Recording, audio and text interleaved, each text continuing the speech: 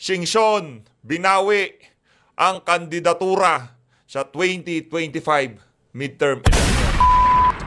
Walang halong pamumulitika. Yan ang AKAP payout. Ang tanong ho natin dito kay COMELEC Commissioner George Garcia, okay na ho ba yan? Okay na ho ba yan na nakabalandra ang pagmumukha nitong si Colonel Busita diyan sa tarpaulin na yan? Basta wag lang daw hong pumunta yaang mga politiko diyan sa AKAP distribution na yan. At napanood nyo naman ho yung ating intro. Etong si Senator Bato de la Rosa, hindi daw ho tatanggap ng AKAP. Kasi nag-allocate ho sila ng 5 billion pesos para sa ipamumudmud na AKAP nitong mga senador na to. Pero diyan sa House of Representative, gusto kong itanong dito kay Commissioner George Garcia kung okay na ho ba to? Approve na ho ba sa inyo to? AKAP payout, thank you. Palakpakan, thank you. Thank you. Kung Bonifacio Busita, okay na yan. Thank you, maraming salamat. Galing sa bulsa niya yan eh. Kailangan pasalamatan niyo si Busita. Tayo ho mga kababayan, nung isang araw, sinoutout pa ho natin yan dahil nakasubscribe sa atin yung si Colonel Busita. Pero noong sinabi ho niya na mas talamak ang korupsyon nung nagdaang administrasyon, kung may kukumpara sa administrasyon ni Marcos Jr., doon na naghalo ang balat sa tinalupan dito sa PH Update. Hindi ho natin pwedeng pagkatiwalaan yung mama na yan. May iba't ibang rason ang mga vlogger kung bakit hinihindian nila yung tao na yan. Ang rason ho natin kung bakit ho natin na binibira itong si Busita ng pakonti-konti, dahil wag mong sabihin na mas matindi ang korupsyon nung panahon ni Tatay Digong kung ikukumpira dito sa administrasyon na to. Nung panahon ni Tatay Digong, napakaraming bagyo, mga dilubyo ang dumaan sa ating bansa, pero hindi ho tayo, hindi naranasan ng ating mga kababayan yung naranasan nila dyan sa Bicol, okay? Kriminalidad, droga, korupsyon, lahat yan ho nasaksihan natin dito sa administrasyon na to. COMELEC Commissioner George, okay na ba yan? AKAP payout, ayuda sa kapos ang kita program payout. Thank you, Colonel Bonifacio L. Busita. Palakpakan. Okay na yan. Basta wag ka lang dumalo, Colonel Busita, sa distribution, approve na yan. Yung mga tarpaulin, dyan sa covered court, di ba? Yung covered court. Mga tarpaulin ng mga congressman yan mga senador na makikinabang dyan sa AKAP na yan. Simply vote buying, period. Eto ho mga kababayan, rekta ho tayo dito sa pangalawang paksang pag-uusapan natin. Yan na nga ho ba sinasabi natin. Kayo sa SWS, kayo sa COMELEC, yung iba pang mga survey firm, naku, ayusin nyo. Ayusin nyo yung mga desisyon nyo sa buhay. Pagka lumabas ang mga kababayan nating INC at nagka-head count kami dyan, INC lang ho, INC pa lang yung bibilangin natin dito. Di pa kasama kay OJC, mga taga-suporta ni dating Pangulo Rodrigo Duterte, at mga OFW. Okay? Hindi po kasama dyan yan. Kumbaga, ito pa lang ho yung mga kababayan natin na dadalo bukas. Yung mga kababayan nating OFW sa iba't ibang dako ng daigdig, hindi pa ho kasama sa bilang na yan. Pagka itong si Kong Dante, hindi nyo pa ginawang number 1 sa susunod na survey na lalabas, magkakaroon tayo ng malaking problema. Magkakaroon tayo ng malaking problema, kaya ipanalangin nyo na na magkaroon tayo ng peace sa ating bansa. Dahil na nga ba sinasabi ko? Ayusin nyo yung mga buhay nyo, yung mga desisyon nyo sa buhay, ayusin nyo.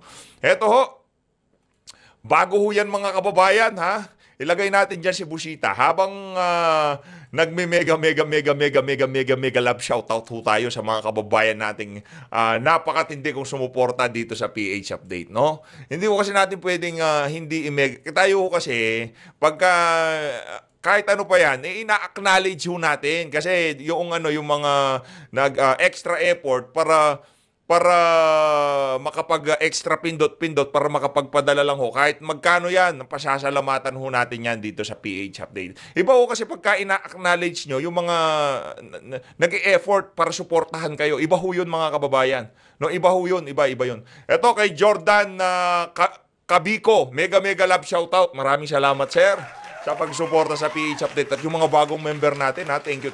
Ina-acknowledge ko kayong lahat. Maraming salamat. Mega mega love shoutout din ho dito kay Joel Arellano. Ay, Sir Joel, Merry Christmas, Happy New Year. Mega mega love shoutout. Ingat po kayo dyan sa UAE ha. Maraming salamat po dyan sa pinadala nyo na yan ha. Na-miss ko tong si Sir Joel eh. Mega mega love shoutout, Sir Joel.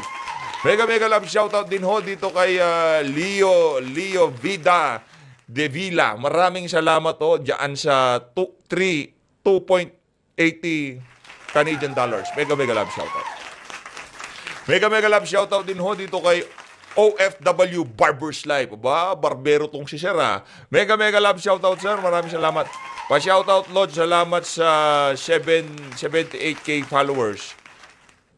Maraming salamat oh. Maraming salamat sa 78k followers. Eto, mega mega love shoutout din ho dito kay Ruel Lindon Shinko. Maraming salamat ho. Mega mega love shoutout ha. Mag-ingat ho kayo. As much as possible gusto kong i-acknowledge yung mga nagpapa-member, sumusuporta. Kasi iba ho yung iba yun eh. Pagka nagpa-member sa iyo, talaga namang ibang-iba ho yun, talagang solido yun, ika nga. Maraming salamat ho. Maraming salamat ho. Saludo. Eto ho, rekta ho tayo dito kay Senator Bato de la Rosa. Naku, merong iiyak na tambaluslos dito sa video na to ni Senator Bato. 38 sa balota, Congressman Rodante Marcoleta. Ihandayin na ho yung mga ballpen ha, 58. Gobchabit, huwag niyo hong kalimutan. Naku, at abogado yan. Merong sentido komon at hindi balingbing kagaya nitong si Abalos at nitong si Tolentino. 28, Senator Bongo. Alangan naman, JB Hinlo. Sino na ba namit natin dyan? Yan, si Atty. Vic pala ho namit natin sa mga yan. Pero todo suporta ho tayo sa mga kandidato natin. Suportang PH ang tawag natin dyan. Atty. Raul Lambino, 34 sa balota. Sulat nyo na ho. Senator Philip Salvador pa ba? Diba? Kaysa ibigay nyo yung boto nyo kay kung sino-sino dyan, bigay nyo na kay Pastor Apollo Kibuloy. Eto, tirahin na ho natin to. Baka magtampo tong si Senator Bato eh. Hindi pa natin nabanatan yung mga banat niya. Ito. Nakakamiss ko kasi itong bolang kristal nitong si Senator Bato. Itong ulo nitong si Senator Bato. Ito, namimiss ko sa kanya. Ito. Interview niya ho ito kay Ma'am Karen Davila. Naku, Ma'am Karen na naman to. Matindi to. Ating mga taga-subaybay, good morning at Happy New Year sa inyo lahat. Alright, magandang usapan ito ang AKAP, no? So for the 2025 budget, the Senate has 5 billion pesos of AKAP. Ito yung ayuda para sa kapos ang kita. So I did the math, it would mean 24 kayo kung pantay-pantay itong i-divide. Each senator will roughly get 200 million pesos each to spend for AKAP. What do you think of that? I don't know, Karen. I don't know. Because I for one, is very much opposed on that particular line item in our budget. So I don't know how the Senate leadership will do it, because if for all we know, the implementation of that AKAP, once it is already signed into law, it is left on the hands of this WD. So, kahit nasabihin mo, naka-earmark yung 5 billion na yan sa Senado, ako na, pagkahanda lang tayo. Pagkahanda lang tayo. Do you think, kami nga kinukonsidera ngayon nila na nasa oposisyon, mabigyan kami ng share niyan? At saka kung mabigyan kami ng share naman dyan, isa kung ano man, parang tawag dito, nakakahiya naman na kung bibigyan nila kami dyan, kakahiya naman natanggapin namin yan na nag-upos nga kami dyan, di ba? Correct. For all decency, dapat huwag kang tumanggap kung bigyan ka man. Kung bibigyan ka. Pero I don't think so na bibigyan ka. Alam nyo, kasi itong word na ibabahagi ko sa inyo na to, ito yung wala sa mga kandidato nitong administrasyon na to. Yung mga nasa unity. Ito yung word na hindi ho nila alam. at sana dito sa video na to, pagka napanood nila, matutunan. Ang tawag ho doon sa gagawin na yun ni si Senator Bato de la Rosa, delikadesa. Yan. Meron ho siyang delikadesa. Kasi marami ho ngayong mga politiko na kahit na ano pa yan, lalamunin nila yung pride nila kung ano man yan, no? Basta kahit na dilaan pa nila yung tumbong ni Tamba, basta mabigyan sila ng 777. Ano to, walang yato, no? Yung habang natutulog tayo, no? Iniisip natin na sana umasenso na Pilipinas. Ito pala mga politiko na to, iniisip nila paano nanakawin ng pera na sabay ng Pilipino. Yung 777 scheme na yon, sa tingin nyo ho ba, yung mga matatanggap na pondo nitong mga congressman na to, makakarating ho lahat doon sa mga benepisyaryo na dapat paglaanan ng pondo na yan? Naku, malapit na eleksyon. Kailangan nila ng pondo. Baka wala pa silang tarpaulin, wala pa silang payong, wala pa silang candy, wala pa silang sombrero o kung ano pa man yung ipamumudbud nila sa karsada pagka magkakaraban sila, di ba? Marami pa ho silang kulang ngayong mga panahon na to. Kaya walang humpay ang paglalabas ng pera dyan sa House of Representatives na itinatago nila sa pangalang ayuda. Ayuda sa kapos ang kita. Hindi. Ayuda sa kapos ang pondo sa eleksyon. Yun. Kasi talaga, because alam mo, ito ipupunta na lang doon talaga sa mga kalyado nila kung bibigyan man nila. Because yun nga, just to tell you frankly, yung last budget, meron naka-earmark na AX para sa amin. Pero yun nga, pinay-stop ng Malacanang, wala na kami magawa.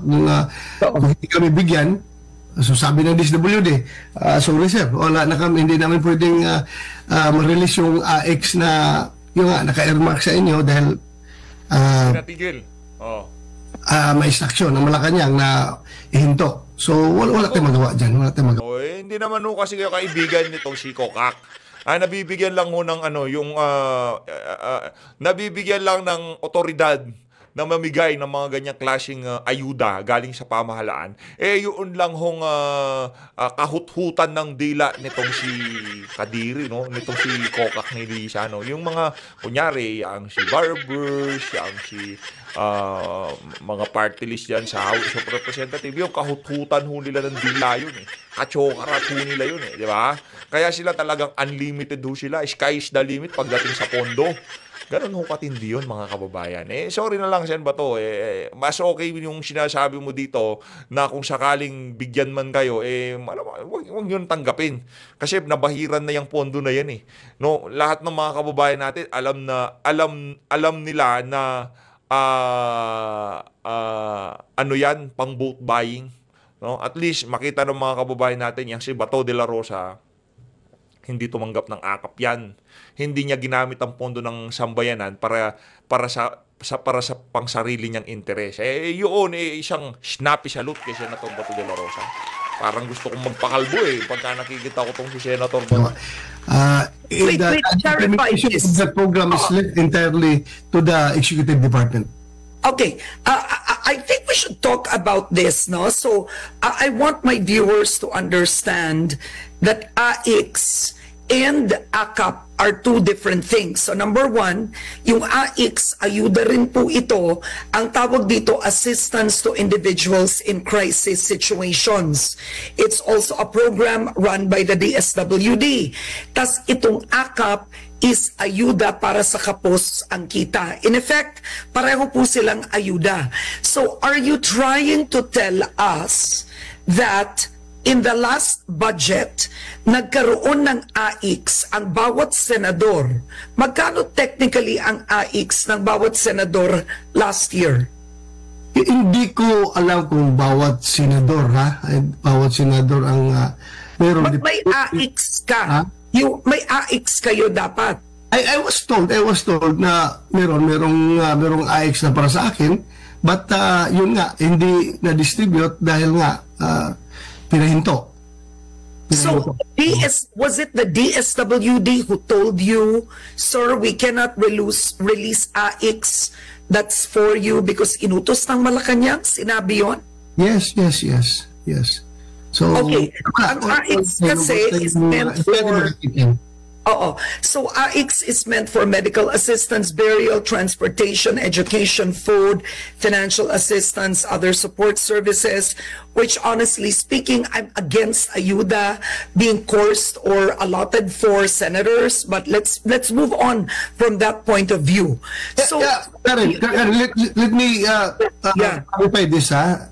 Yung AIX, matagal na yung programa ng gobyerno noon pa. DSWD talaga yan. Nasa DSWD yan. Pero yung AKAP, pag boom, lumabas ang ito na hindi ito programa ng DSWD.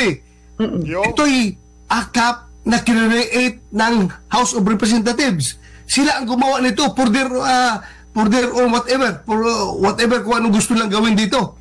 Wala dito. In fact, nagulat nga kami nung lumabas yung AKAP. I-differentiate natin niya dahil yung AIX matagal na yan na programa ng except AIX, AKAP Okay. ay agong gawas ng labas lang yan. And hindi yan programa ng DSWD.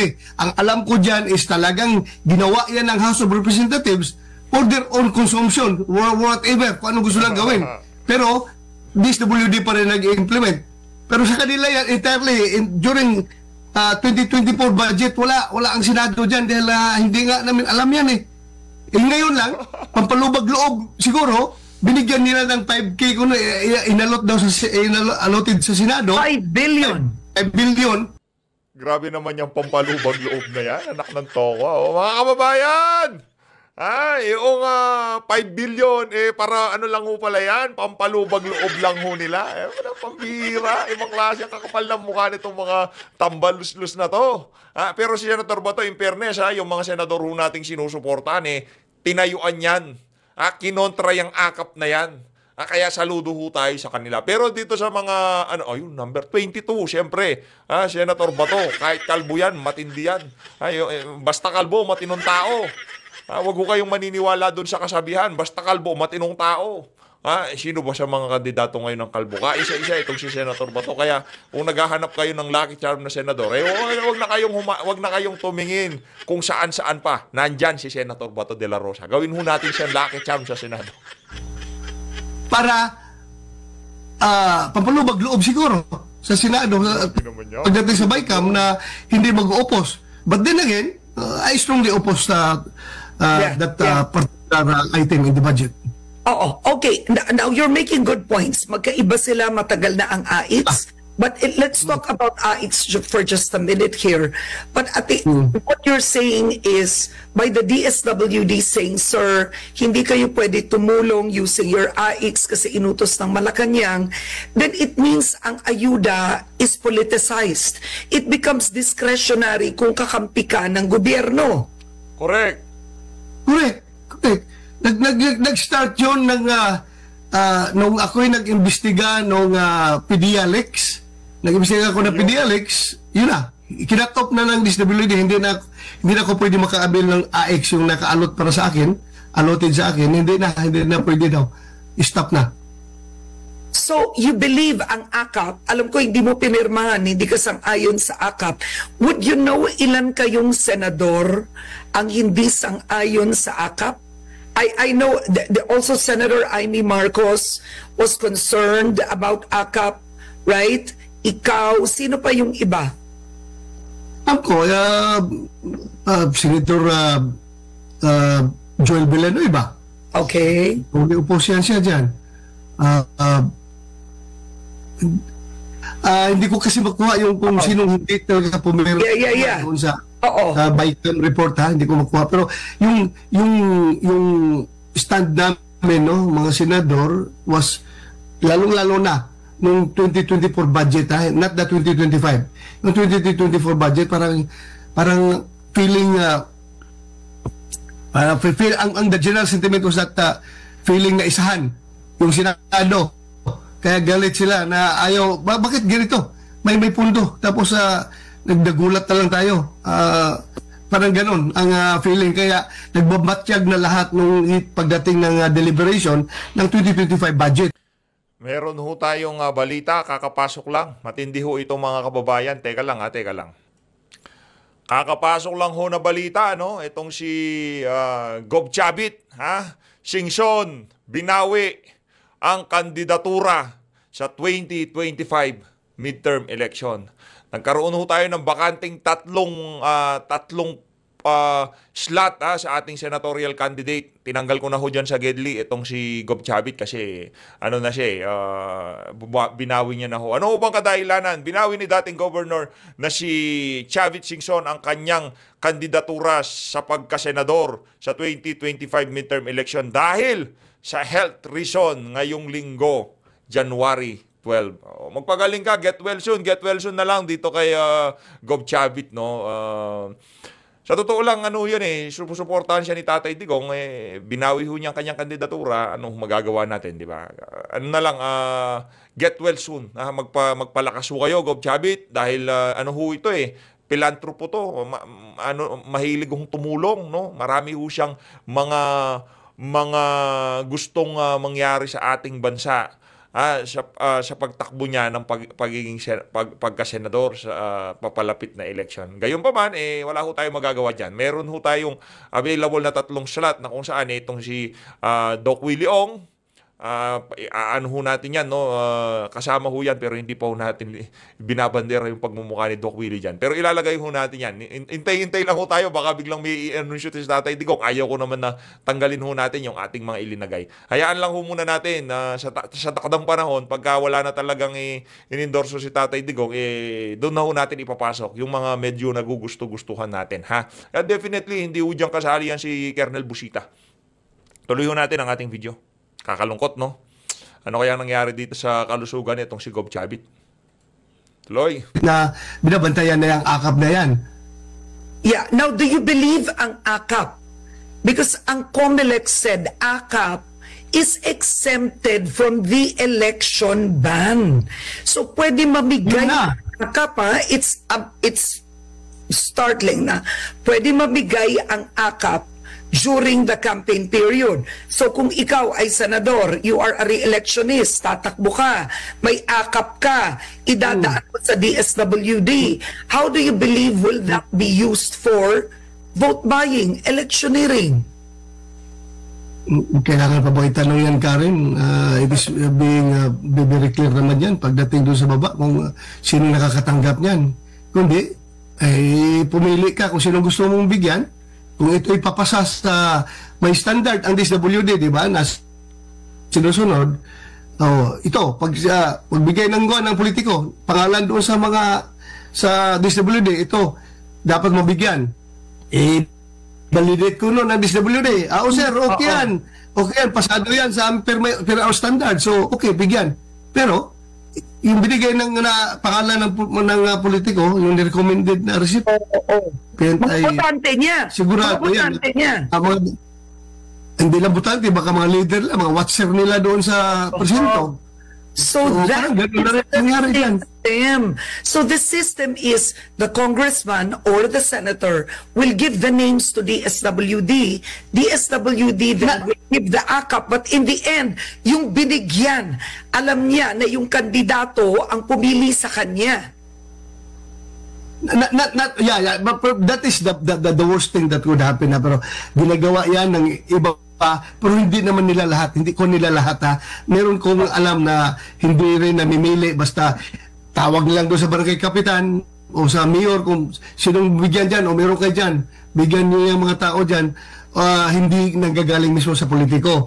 Meron din ganun nangyayari, pero most of the time, lalo na ngayon, nagka-election period, sigurado yung iniisip natin, yan ang mangyayari.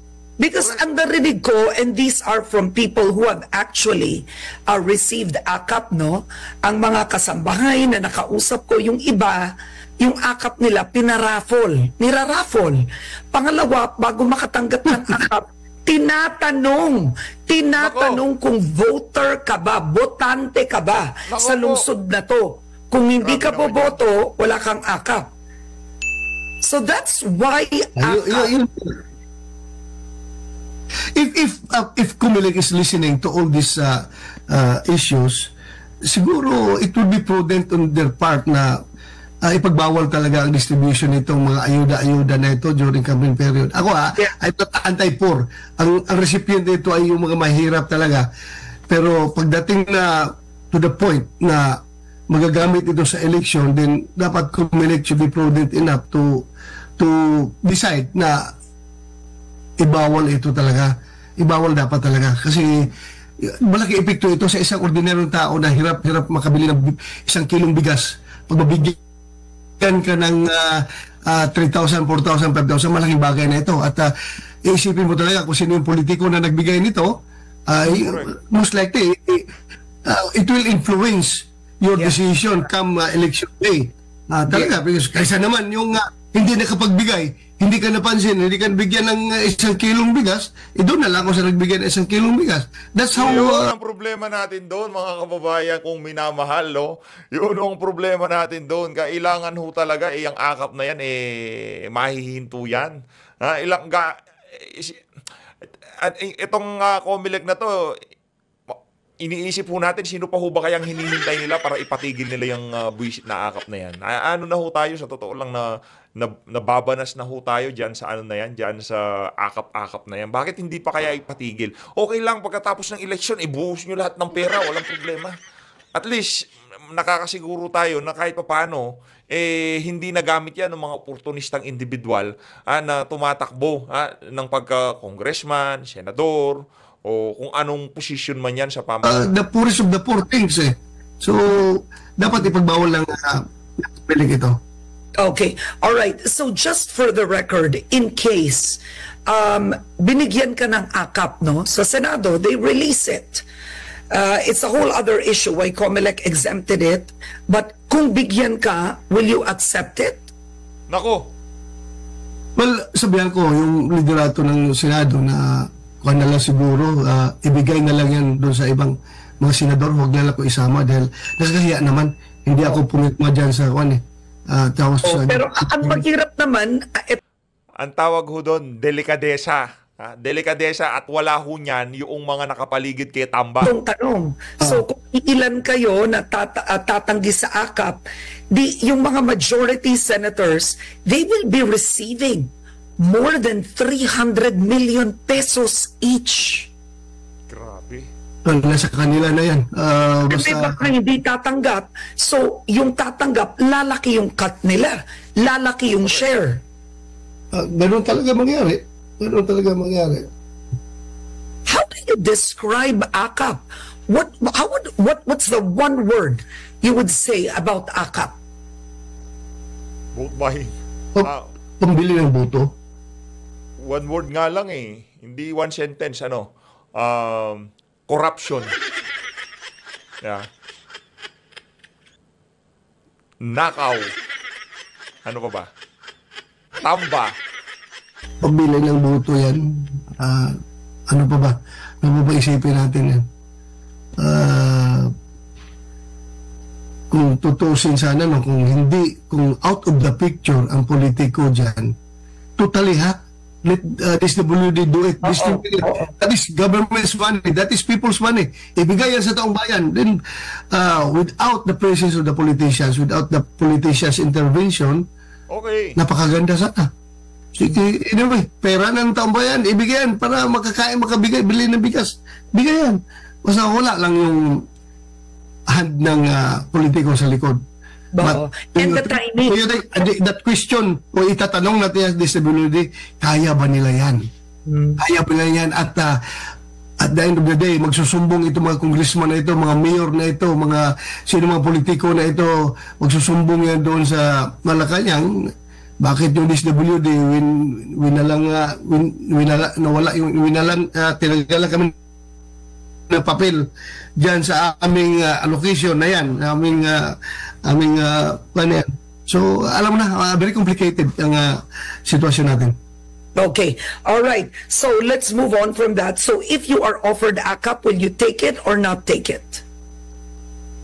No, I will not take it. Saludo. Okay. Kahit nahirap ako sa eleksyon, kahit na wala akong pampalubag loob doon sa kung sinong dapat lulubagin natin ang loob, I will just appeal to their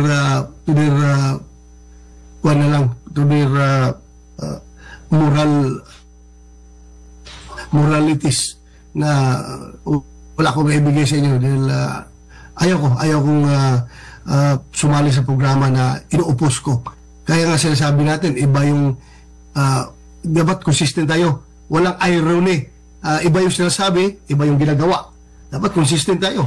Pag sinabi natin na gusto natin suportahan ang process of the Philippines para ma-modernize, tayo mga politiko, suportahan natin. Okay, because grabe ng pambubuli ng China. Suportahan natin para ma-modernize ang process. Yeah, suportahan natin. Tapos pagdating sa budget, bawasan natin ng 15 billion yung AP Modernization Fund dahil gamitin natin sa ibang paraan. So, where's consistency there? Iba ang sinasabi, ibang ginagawa. Hindi maganda. How would you describe the 2025 budget in one word?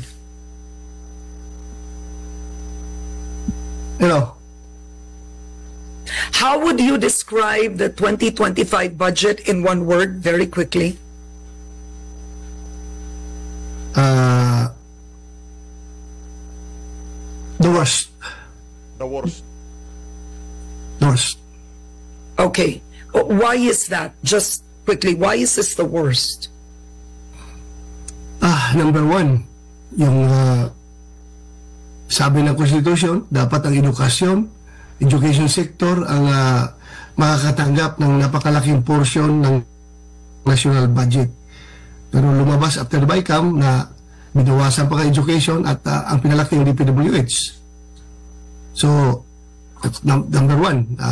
Talagang na-violate yung Constitution. So, ni-repair nila, inayos nila. Pagdating bago pinirmahan ng Pangulo, pinalabas nila na mas malaki na ngayon ang education sector dahil sa ni-rearrange nila meron silang mga binito at ni-rearrange yung lumabas ngayon na malaki na daw yung education sector, but then if you are going to scrutinize it again, lumaki yung education sector dahil pati yung pondo, mga training fund, education fund ng DND, yung mga training units ng Armed Forces of the Philippines, nilagay doon kasi education daw yun, education sector.